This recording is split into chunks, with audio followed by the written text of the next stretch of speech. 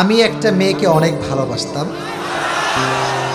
মেয়েটাও আমাকে অনেক ভালোবাসত, কিন্তু মেয়েটা আমার কাছে না বলে পরিবারের ইচ্ছাতে বিয়ে করে ফেলেছে। আমি মেয়েটাকে আমার জীবনের থেকেও বেশি ভালোবাসতাম।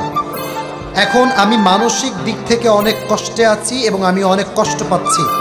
এখন আমি অনেক ভেবে চিন্তায় পড়ে গিয়েছি এবং কোনো কিছু ঠিক করে চিন্তা করতে পারছি না। এখন আমার কি করা উচিত? আচ্ছা, এটা যুবক অনেক কষ্ট নিয়ে প্রশ্ন করেছে। আসলে মেয়েদের ভিতরে বেশিরভাগ মেয়েরা আজকাল বেঈমান দ্বারা ভরে গিয়েছে। সবাই না, নট এভরিওয়ান, সাম পিপল।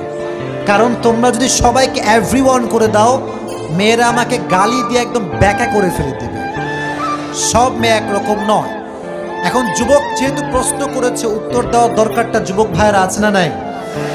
আমরা কিন্তু পরিপূর্ণ তাফসিরের চ্যাপ্টার নিয়ে কথা বলেছি, এখন জাস্ট প্রশ্ন উত্তরে আছি।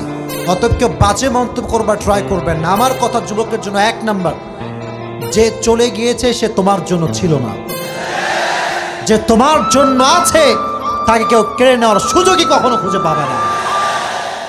গেছে তো কি হয়েছে, ও তোমার যোগ্যই তো ছিল না। মনে রাখবা, বেঈমান কখনো কারো ভালোবাসা পাওয়ার যোগ্যতা রাখে না। বেঈমান শুধু ঘৃণা পাওয়ার যোগ্যতা রাখে।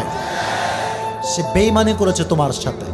একে তো হারাম রিলেশন করে তুমিও রবের নাফরমানি করেছো, তোমার গার্লফ্রেন্ডও রবের নাফরমানি করেছে। 6টা বছর তোমরা নাফরমানি করেছো। তুমি শুকর আদায় করো, সে তোমাকে ধোঁকা দিয়েছে। কারণ তার ধোঁকার দ্বারা তুমি বুঝতে পেরেছো দুনিয়ার সব মানুষ স্বার্থে দ্বারা ভরপুর হয়ে গিয়েছে, সব স্বার্থপর হয়ে গিয়েছে আজকাল।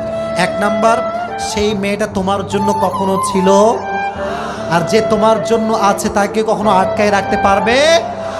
1 নাম্বার। 2 নাম্বার সাজেশন আমার কলিজার টুকরা যুবক, তোমাকে আমি পরামর্শ দিব একটা, এটা হচ্ছে খুব ইফেক্টিভ। তুমি যখন ঘুমাতে যাওয়া, এটা ওর একার সমস্যা না, এখানে অনেক যুবক আছে এদের সমস্যা আছে। অনেক যুবকই ছ্যাঁকা খেয়ে ব্যাকা হয়ে গিয়েছে। তুমি যখন ঘুমাতে যাবা, এদিকে তাকান, কোরআনটা পড়তে পড়তে ঘুমাবেন। যখন বেশি কষ্ট লাগবে কোরআনটা বুকের সঙ্গে জড়িয়ে ধরবেন। যখন কোরআনটা আপনার বুকে আছে, খোদার কসম, ওয়াল্লাহি বিল্লাহি তাল্লাহি, রবের কোরআনকে যে জড়িয়ে ধরেছে তার কলিজাটা ঠান্ডা হয়ে গিয়েছে। সুবহানাল্লাহ পড়েন। কলিজা ঠান্ডা যদি করতে চাও, কোরআনটা বুকে জড়িয়ে রাখবা।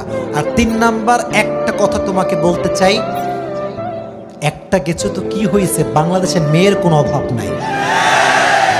তুমি যদি এই চিন্তার থেকে বের হয়ে আসতে চাও, একটা কথা মাথায় রাখবা, তুমি যাকে যত বেশি মায়া করবা, সে তোমাকে তত বেশি কষ্ট দিয়ে ভেঙে চুরে চূর্ণ বিচূর্ণ করে দিবে। মায়া বাদ দাও এসব। তোমার কথা হবে একটা, আমি যাকে ভালোবাসবো সে আমার বউ হবে। দুনিয়ার কোনো সুন্দরী নারী হোক না কেন, সে যদি আমার বউ না হয়, সে আমার ভালোবাসার ভাও খুঁজে পাবে না। অতএব যদি শান্তি পেতে চাও, খুবই দ্রুত ভালো দিনদার নেককার মেয়েকে বিয়ে করে নিবা। আর এস্টাবলিশ হয়ে তুমি তাকে দেখায় দিবা, তুই আমার যোগ্য ছিল না, আমি তোর যোগ্য ছিলাম। আল্লাহ যুবকদেরকে বোঝার তৌফিক দান করুন। সকলে পড়া আমিন।